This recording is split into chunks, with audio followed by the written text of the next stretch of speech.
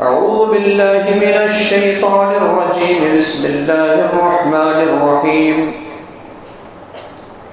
وقضى ربك ألا تعبدوا إلا إياه وبالوالدين إحسانا إما يبلغن عندك الكبر أحدهما أو كلاهما فلا تقل لهما أف ولا تنهرهما وقل لهما قولا كريما واخفض لهما جناح الذل من الرحمة وقل رب ارحمهما كما ربياني صغيرا وقال النبي صلى الله عليه وسلم من سره أن يمد له في عمره ويزاد في رزقه فليبر والديه وليصل رحمه رواه أحمد رب اشرح لي صدري ويسر لي أمري واحلل عقدة من لساني يفقهوا قولي اللهم رب زدني علما آمين. معزز حاضرین اجماع، بزرگوں، عزیز ساتھیوں، پردہ نشین خواتین اسلام اور بہنوں، گزشتہ جمعہ خطبہ میں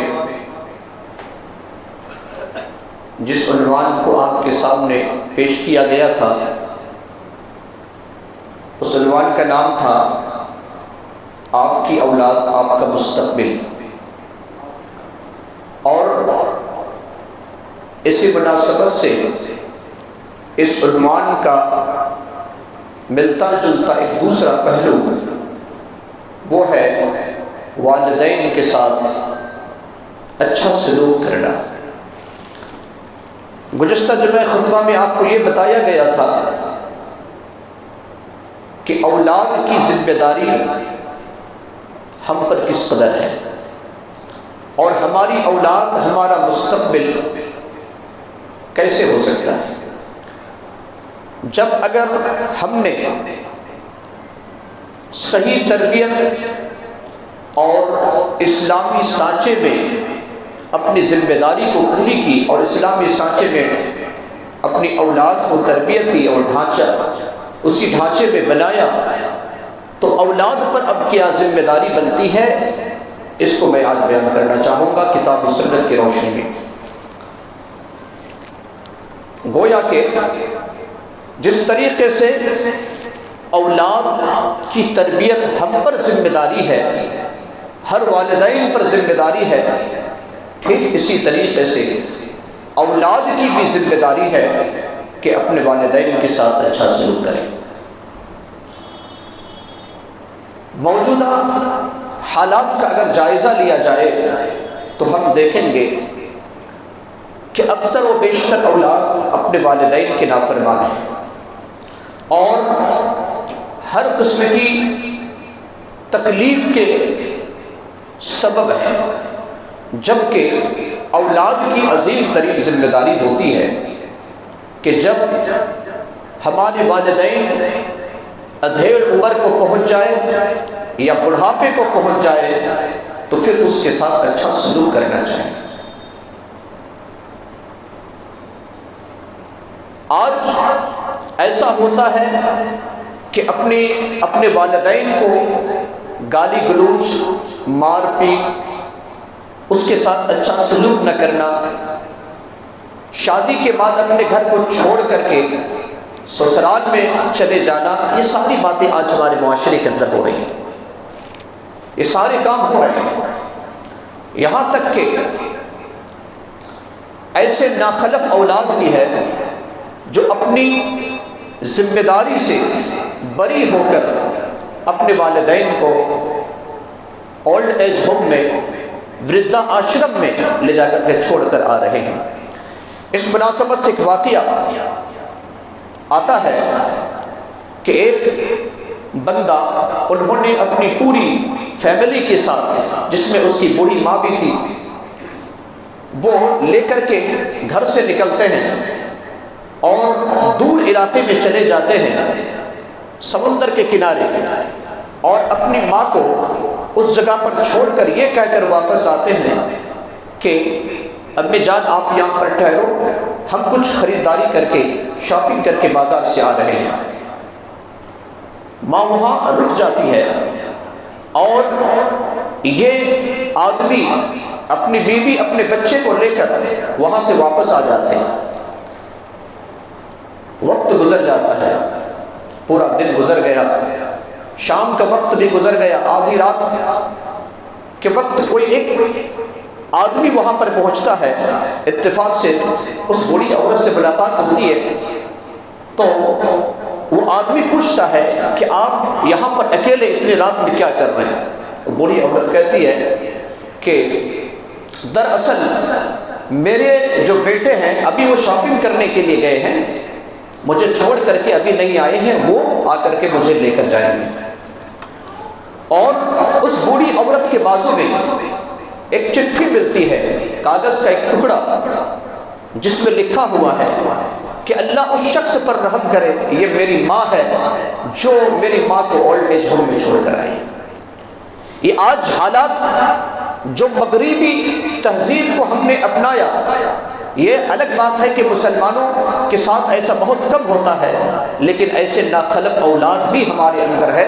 اور جس طریقے سے مغربی تہذیب کو ہم نے اپنایا ہے، ممکن ہے کہ وہ دن دور نہیں ہے کہ جب ہم بھی اپنے ماں کو اپنے باپ کو اولڈ ایج ہوم میں چھوڑ کر آئیں گے۔ اللہ ہم سب کی حفاظت فرمائے۔ معزز سامعین اکرام اور سامعات، حقوق دو قسم کے ہوتے ہیں، ایک حق کا تعلق اللہ سے ہے اور دوسرے حق کا تعلق بندہ سے ہے۔ قرآن مقدس کے بہت سارے مقامات پر اللہ تبارک و تعالیٰ نے ان دونوں حقوق کا ذکر کیا ہے، اور اللہ نے اپنے حق کے بعد سب سے پہلا حق جس کا ذکر کیا ہے وہ والدین کا ذکر ہے۔ اللہ کا حق ہم پر کیا ہے؟ اللہ کا حق ہم پر یہ ہے کہ ہم صرف اس اللہ کی عبادت کریں اور اس کی عبادت میں کسی اور کو شریک و ساجی نہ ٹھہرائیں، یہ ہم پر ہے۔ اور بندوں کے حق میں سب سے بڑا حق یہ ہے کہ انسان جس نے اپنے والدین کے ذریعے سے اس دنیا کو دیکھا ہے اس کے ساتھ اچھا سلوک کرے۔ یہ اللہ تبارک و تعالیٰ نے سورۃ الاسراء، جس کو سورہ بنی اسرائیل بھی کہا جاتا ہے، اللہ تبارک و تعالیٰ نے سورہ بنی اسرائیل کی آیت نمبر 23 اور 24 میں اس کا ذکر کیا ہے۔ اللہ تبارک و تعالیٰ کا ارشاد ہے، وَقَضَىٰ رَبُّكَ أَلَّا تَعْبُدُوا إِلَّا إِيَّاهُ وَبِالْوَالِدَيْنِ إِحْسَانًا إِمَّا يَبْلُغَنَّ عِندَكَ الْكِبَرَ أَحَدُهُمَا أَوْ كِلَاهُمَا فَلَا تَقُل لَّهُمَا أُفٍّ وَلَا تَنْهَرْهُمَا وَقُل لَّهُمَا قَوْلًا كَرِيمًا واخفض لهما جناح الذل من الرحمة وقل رب ارحمهما كما ربياني صغيرا۔ تیرے پروردگار نے صاف صاف حکم دے چکا ہے کہ تم اس کے سوا کسی اور کی عبادت نہ کرو اور اپنے والدین کے ساتھ اچھا سلوک کرو۔ اگر تیری موجودگی میں ان میں سے دونوں یا ان میں سے کوئی ایک بڑھاپے کو پہنچ جائے تو ان کے آگے اف تک نہ کہنا، نہ انہیں ڈانٹ ڈپٹ کرنا، بلکہ ان کے ساتھ ادب اور احترام سے بات چیت کرنا، اور عاجزی اور محبت کے ساتھ ان کے سامنے تواضع کا بازو پست کر کے رکھنا اور دعا کرتے رہنا، اے میرے پروردگار ان پر رحم فرما جس طریقے سے ان دونوں نے بچپنے میں میری پرورش کی تھی۔ اس آیت مبارکہ میں اللہ تبارک و تعالیٰ نے صاف لفظوں میں فرمایا کہ یہ اللہ کا حکم ہے، اللہ کا یہ فیصلہ ہے کہ تم اللہ کے سوا کسی کی عبادت کر ہی نہیں سکتے، اور اپنے والدین کے ساتھ اچھا سلوک کرنا، انہیں اف تک نہ کہنا، انہیں ڈانٹنا ڈپٹنا نہیں۔ اللہ تبارک و تعالیٰ نے کہا کہ عاجزی کے بازو کو تم پست کر کے رکھنا، نرمی سے پیش آنا اور رب سے دعا کرنا، رب ارحمہما کما ربیانی صغیرا، اے پروردگار عالم ان دونوں پر رحم فرما جس طریقے سے انہوں نے میری پرورش کی تھی بچپنے میں۔ معزز سامعین اکرام، اگر ہم دیکھیں کہ اگر ہم اپنی ذمہ داری کو پوری کرتے ہیں، اگر والدین کے ساتھ ہم اچھا سلوک سے پیش آتے ہیں، ان کے ساتھ اچھا برتاؤ کرتے ہیں، تو ان کے فوائد کیا ہے؟ اگر ہم ان کے ساتھ اچھا برتاؤ نہیں کرتے تو ان کے نقصانات کیا ہے؟ انشاءاللہ چند لمحہ میں آپ کے سامنے بیان کرنے کی کوشش کروں گا۔ سب سے پہلی بات کہ اگر ہم ان کے ساتھ اچھا سلوک کرتے ہیں تو دنیاوی فوائد کیا ہے، دنیاوی فائدے کیا ہیں؟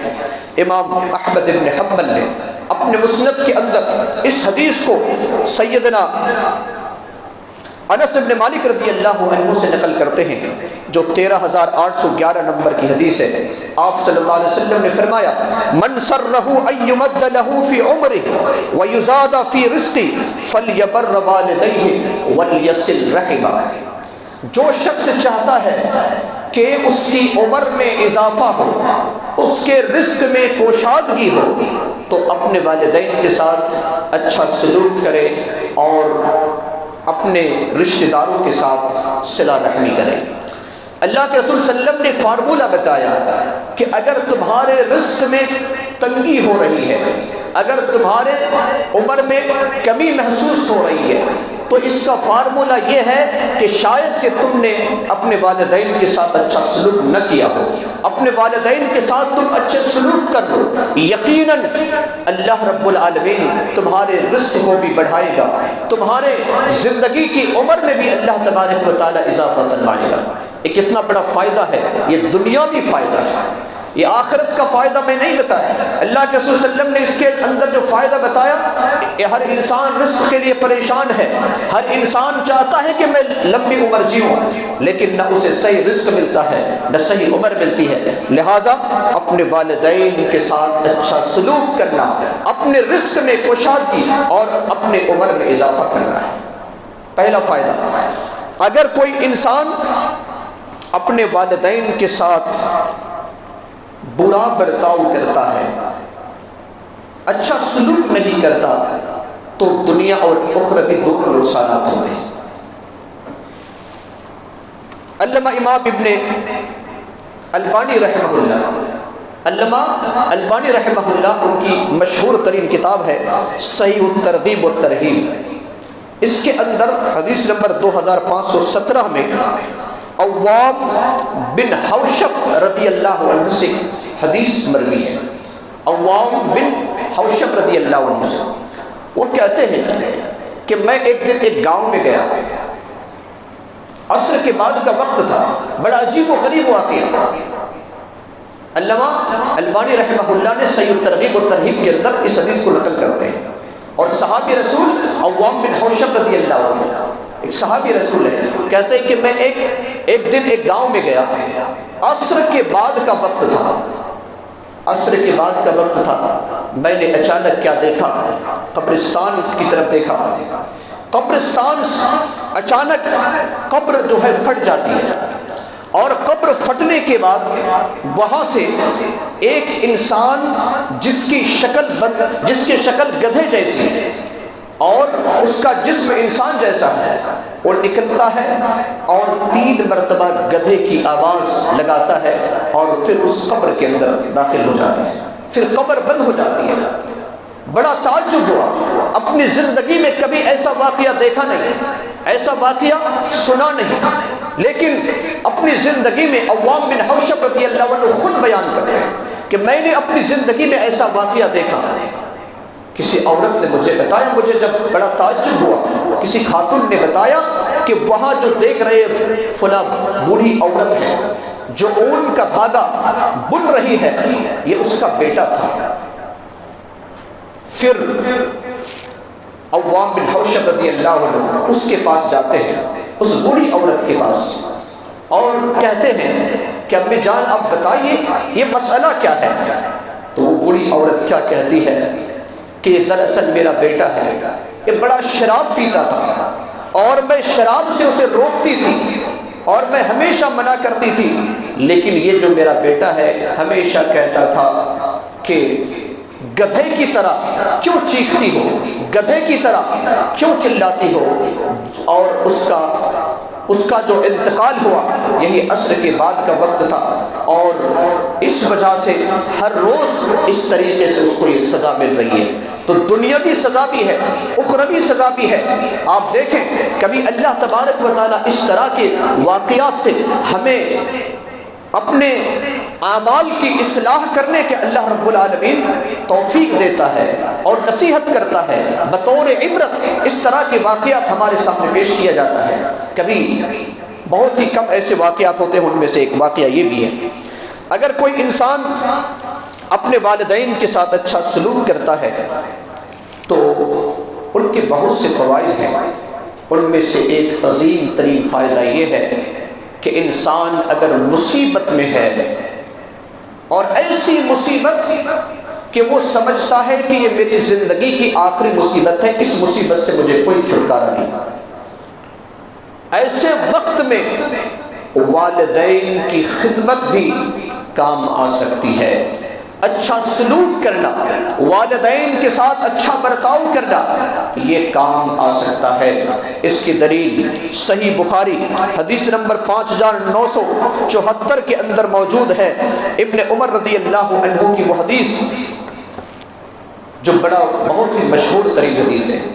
آپ صلی اللہ علیہ وسلم فرماتے ہیں کہ قوم بنی اسرائیل کے 3 شخص جا رہے تھے، بڑا مشہور واقعہ ہے، اور پھر ایک غار میں پناہ لیتے ہیں، اور پہاڑ سے پتھر کی جو چٹان ہے آ کر غار کے منہ کو بند کر دیتا ہے۔ اب ذرا بتائیے کہ یہاں سے اب نکلنے کا کوئی راستہ نہیں تھا، ان کی زندگی کی آخری مصیبت تھی، یہاں سے نکلنا ناممکن تھا، کوئی اس جگہ پر تھا بھی نہیں کہ اس کے پتھر کو ہٹا دیا جائے اور پھر اسے نکال دیا جائے۔ مجبور تھے، تینوں نے اپنی زندگی میں اخلاص کے ساتھ اچھے اچھے کام کیے تھے۔ ان میں سے ایک ایسا بھی شخص تھا جو اپنے والدین کے ساتھ اچھا برتاؤ کرنے والا تھا، اور اس اچھے کام کو اللہ کی بارگاہ میں وسیلہ بناتے ہیں، یہ اچھے کام کا وسیلہ بناتے ہیں، اور وسیلہ بنا کر اللہ سے دعا کرتے ہیں، اے پروردگار عالم، تو جانتا ہے اچھی طریقے سے کہ میرے گھر میں میری بیوی بھی ہے، میرے بچے بھی ہیں، میرے والدین بھی، اے اللہ میں بکری چرانے والا تھا، بکریوں کو لے کر جاتا تھا جنگلوں میں، واپس آ کر پہلے اپنے والدین کو دودھ دو کر پلاتا تھا، پھر وہ جب پیتے اس کے بعد اپنے بیوی بچوں کو پلاتا، پھر رات میں سو جاتا۔ اے اللہ تو جانتا ہے میں ایک دن نکل چکا، رات دیر ہو گئی، جب میں واپس آیا دودھ دہا، بکری کے دودھ دہنے کے بعد کٹورے لا کر اپنے والدین کے سرہانے کھڑے ہو گئے، وہ دونوں سو چکے تھے۔ اے اللہ میں نے یہ بھی اچھا نہ سمجھا کہ اسے بیدار کر دوں، جگا دوں، دودھ پلاؤں، اور یہ بھی میں نہیں سمجھا اچھا کہ اپنے والدین سے پہلے اپنی اولاد کو دودھ پلاؤں، اپنے بیوی کو دودھ پلاؤں۔ اے اللہ اس دن میرے بچے بلک بلک کر رو رہے تھے اور دودھ کا مطالبہ کر رہے تھے، لیکن میں نے اے اللہ اپنے اولاد کو دودھ نہ پلایا، یہاں تک کہ صبح ہو گئی، سرہانے پر کھڑا رہا، میں وہیں پر رہا کہ کب آنکھ کھلے گی میں اپنے والدین کو دودھ پلاؤں گا، اس کے بعد بچوں کو دودھ پلاؤں گا۔ پوری رات گزر گئی، میں سرہانے کھڑا رہا۔ اے اللہ صبح کے وقت میرے والدین کی آنکھ کھلتی ہے، انہیں دودھ پلاتا ہوں، اس کے بعد پھر اپنے بیوی بچے کو دودھ پلاتا ہوں۔ اے اللہ اگر یہ کام تیری رضا کے لیے، تجھے راضی کرنے کے لیے کیا ہے، تو جس مصیبت میں ہم مبتلا ہیں اے اللہ اس پتھر کے چٹان کو تو دور فرما دے۔ دل سے جو بات نکلتی ہے اثر رکھتی ہے، دل سے جو بات نکلتی ہے اثر رکھتی ہے، پر نہیں طاقت پرواز مگر رکھتی ہے۔ امام کائنات علیہ الصلوۃ والسلام فرماتے ہیں کہ وہ پتھر کی چٹان وہاں سے سر جاتی ہے، مصیبت سے دور، مصیبت سے نجات مل جاتی ہے۔ جہاں پر مصیبت سے چھٹکارا پانے کا کوئی سبب نہیں تھا، اللہ تبارک و تعالیٰ نے والدین کی خدمت کو ایک سبب بنایا، اور اللہ نے دعا کو قبول کیا، اور وہاں سے پتھر کی چٹان کو دور کر دیا گیا۔ اگر کوئی انسان یہ سمجھتا ہے کہ میں جنت حاصل کروں. یہ تو دنیاوی فائدے تھے کہ دنیا کی مصیبت سے ہمیں چھٹکارا مل گیا. اگر کوئی چاہتا ہے کہ میں جنت میں چلا جاؤں، اللہ کے رسول صلی اللہ علیہ وسلم فرماتے ہیں کہ وہ انسان اپنے والدین کی خدمت کرے. سیدنا معاویہ بن جاہمہ السلمی رضی اللہ تعالی عنہ فرماتے ہیں، سنن نسائی کی روایت 3106 نمبر کی حدیث، وہ کہتے ہیں کہ جاہمہ رضی اللہ عنہ نبی صلی اللہ علیہ وسلم کی خدمت میں آتے ہیں اور آ کر کہتے ہیں اردت ان اغزو، اللہ کے رسول صلی اللہ علیہ وسلم میں چاہتا ہوں کہ جہاد میں جاؤں، جنگ کروں، لڑائی کروں، اسلام کے کلمہ کو بلند کروں. وقد جئت استشیرک، اور میں آپ کے پاس آپ سے مشورہ لینے کے لیے آیا ہوں. میں جنگ میں جانا چاہتا ہوں اور آپ سے میں مشورہ لینے آیا ہوں. اللہ کے رسول صلی اللہ علیہ وسلم فرماتے ہیں فقال هل لك من ام، کیا تمہاری ماں زندہ ہے؟ اللہ کے رسول صلی اللہ علیہ وسلم کی سوال کے جواب میں اس صحابی رسول نے کہا نعم، اللہ کے رسول میری ماں زندہ ہے. آپ صلی اللہ علیہ وسلم نے فرمایا فلزمها، تم اس کی خدمت کرو، فإن الجنة تحت رجليها، یعنی ان کے دونوں قدموں کے نیچے جنت ہے، ان کے دونوں قدموں کے نیچے جنت ہے. تم ان کے ساتھ اچھا سلوک کرو، ان کی خدمت کرو. آپ صلی اللہ علیہ وسلم نے ان کے ارادے کو ملتوی کر دیا اور آپ نے کہا کہ آپ اپنے ماں کی خدمت کرو. اسی طریقے سے اللہ کے رسول صلی اللہ علیہ وسلم نے فرمایا کہ باپ کیا ہے؟ جنت کا دراصل دروازہ ہے. ابو درداء رضی اللہ عنہ فرماتے ہیں کہ ایک آدمی نبی کریم صلی اللہ علیہ وسلم کی خدمت میں آیا اور کہا اللہ کے رسول صلی اللہ علیہ وسلم، میری ماں جو ہے، بعض روایت کے اندر ہے میرے باپ، میری ماں یا میرے باپ یہ چاہتے ہیں کہ میں جس عورت سے میں نے شادی کی ہے اسے طلاق دے دوں. بڑا اہم مسئلہ ہے. میں نے شادی کی ہے لیکن میرے والدین چاہتے ہیں کہ میں اسے طلاق دے دوں، تو اب میں کیا کروں؟ سیدنا اسماعیل علیہ السلام کی زندگی کا مطالعہ کریں. جب ابراہیم علیہ السلام جاتے ہیں مکہ اور جا کر کے اجنبی بن کر کے، اسماعیل علیہ السلام گھر میں نہیں رہتے، اسماعیل علیہ السلام کی شادی بھی ہو جاتی ہے، تو ابراہیم علیہ السلام پوچھتے ہیں کہ تمہارے شوہر کا حال کیا ہے، کیسے ہے؟ تو شکایت کرتی ہے. کیا کرتی ہے؟ شکایت کرتی ہے. تو ابراہیم علیہ السلام نے کہا کہ جب اسماعیل تمہارے گھر میں آ جائے تو اسے کہنا کہ اپنے گھر کی چوکھٹ کو بدل دے، گھر کی چوکھٹ کو بدل دے. ابراہیم علیہ السلام بھی نبی، اسماعیل علیہ السلام بھی نبی ہیں. چوکھٹ کو بدل دینے کے لیے کہنا. جب اسماعیل علیہ السلام آتے ہیں، ایک بزرگ شخص آئے تھے، چونکہ یہ پہچانتی نہیں تھی کہ یہ ان کے سسر صاحب ہیں. بہرحال وہ کہتی ہیں کہ ایک بزرگ آئے تھے اور اس نے کہا کہ گھر کی چوکھٹ کو بدل دے، یعنی مجھ سے سوال کیا، میں نے اسے جواب دیا. تو اسماعیل علیہ السلام نے کہا دراصل وہ میرے باپ تھے اور میرے باپ نے مجھے تجھے طلاق دینے کا حکم دیا ہے. یہ طلاق کی طرف نسبت تھی. پھر دوبارہ جاتے ہیں اور جب دوسری شادی ہوتی ہے تو پھر ان سے پوچھتے ہیں اور وہ کہتے ہیں سب خیر خیریت سے ہیں. تو یہ کہتے ہیں کہ وہاں سے واپس آ جاتے، اسماعیل علیہ السلام سے پھر بھی ملاقات نہیں ہوتی ہے. کہتے ہیں کہ اپنے شوہر سے کہنا کہ اس گھر کی چوکھٹ کو برقرار رکھیں، یعنی طلاق دینے سے منع کیا. تو اللہ کے رسول صلی اللہ علیہ وسلم کے پاس ایک شخص آ کر کیا کہتے ہیں کہ اللہ کے رسول صلی اللہ علیہ وسلم میری شادی ہوئی ہے، میرے والدین چاہتے ہیں کہ طلاق دے دوں. آپ صلی اللہ علیہ وسلم نے براہ راست یہ نہیں کہا کہ تم انہیں طلاق دو، بلکہ آپ نے یہ کہا الوالد اوسط ابواب الجنہ فإن شئت فأطع ذلك الباب او احفظه. والد جنت کا بیچ دروازہ ہے، اگر تم چاہو تو اس دروازہ کو توڑ دو، اگر چاہو تو اس دروازے کی حفاظت کر کے رکھو. یہ اللہ کے رسول صلی اللہ علیہ وسلم نے فرمایا. یہاں پر بھی یہ نہیں کہا کہ تم طلاق دے دو، بلکہ نبی صلی اللہ علیہ وسلم نے یہ کہا کہ باب جنت کا بیچ دروازہ ہے، اگر تم چاہو تو اسے برقرار رکھو، اسے چاہے تو توڑ دو. یہ اللہ کے رسول صلی اللہ علیہ وسلم نے فرمایا. یعنی یہاں پر بھی دراصل آپ صلی اللہ علیہ وسلم نے اشارتاً کنایتاً یہ کہا کہ اپنے والدین کی بات مان لو اور اس بیوی کو طلاق دے دو. اگر کوئی انسان چاہتا ہے کہ بد نصیبی کی دعا ہمارے حق میں نہ ہو۔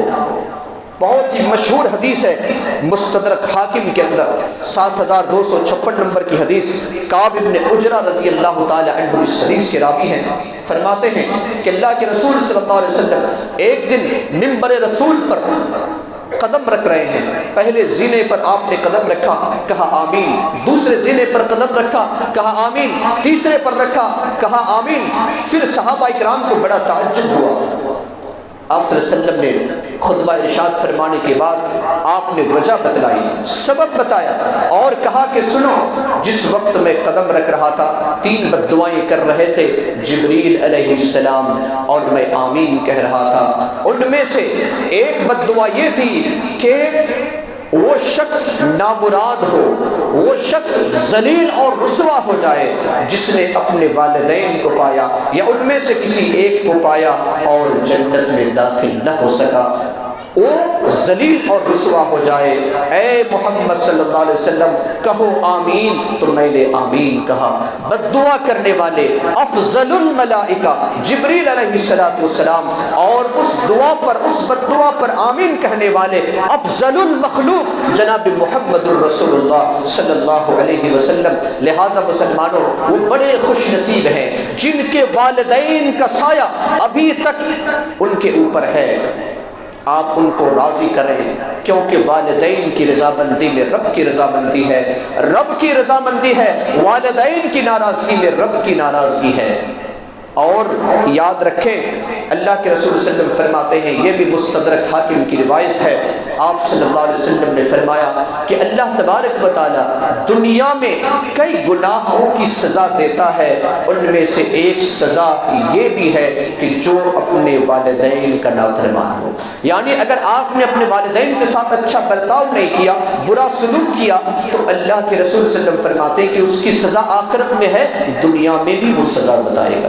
آپ اپنے قرب جوار میں دیکھ لیں، آگے پیچھے دائیں بائیں دیکھ لیں کہ آج اگر وہ ادھیڑ عمر کو پہنچ گئے ہیں اور ان کی اولاد ان کے ساتھ اچھا برتاؤ نہیں کر رہی ہے، اس کا مطلب یہ ہے کہ ان کے جو اولاد یعنی ان کے جو والدین تھے ان کے ساتھ انہوں نے اچھا برتاؤ نہیں کیا۔ ہم نے تو کئی ایسے واقعات کو دیکھا ہے کہ ٹھیک اسی طریقے سے، اسی نقش قدم پر چلے، اسی نقش قدم پر چلے جس طریقے سے وہ نقش قدم پر چل رہے تھے، اپنے باپ کے ساتھ جیسے برتاؤ کر رہے تھے، اولاد بھی ویسے نکلی، پھر اولاد کی اولاد بھی اسی طریقے سے نکلی۔ لہٰذا اپنے والدین کے ساتھ اچھا سلوک کریں۔ اگر ہمارے والدین گزر چکے ہیں تو پھر ان کے حق میں دعائیں خیر کریں، دعائیں مغفرت کریں، دعائیں رحمت کریں، ان کے دوستوں کے ساتھ اچھا سلوک کریں، یہ ہمیں شریعت بتلاتی ہے۔ انہی چند کلمات کے ساتھ اپنی بات کو ختم کرتا ہوں۔ اللہ تبارک و تعالیٰ سے دعا ہے کہ اللہ تبارک و تعالیٰ ہم میں سے جن کے والدین زندہ ہے، اے اللہ ان کا سایہ تا دیر قائم رکھ۔ اے اللہ جن کے والدین گزر چکے ہیں، اے اللہ ان پر رحمت کی بارش اور رحمت کی برکھا عطا فرما۔ اے اللہ ان کی مغفرت فرما۔ الہ العالمین ہم میں سے جو زندہ ہے، اے اللہ ان کی صحت و عافیت کے ساتھ زندگی عطا فرما۔ الہ العالمین جو بیمار ہے، اے اللہ تو نے شفاء کاملہ اور صحت عاجلہ نصیب فرما۔ رب کریم جو جس پریشان حال میں مبتلا ہے، اے اللہ ان کی پریشانی کو دور فرما۔ جو لا ولد ہے، اے اللہ تو نے صاحب اولاد بنا دے۔ اے اللہ ہماری گناہوں کی مغفرت فرما دے، ہمارے حسنات کو قبول فرما دے، ہمارے مرحومین اور مرحومات کی قبر کو نور سے منور فرما دے، انہیں جنت الفردوس میں اعلیٰ مقام نصیب عطا فرما۔ جب تک زندہ رکھ، ایمان اور اسلام پر زندہ رکھ، جب خاتمہ ہو ایمان اور اسلام پر خاتمہ فرما۔ آمین۔ بارک اللہ لنا ولکم فی القرآن العظیم ونفعنا وإیاکم بالآیات والذکر الحکیم، انہ تعالی جواد کریم بلکم الرؤوف الرحیم۔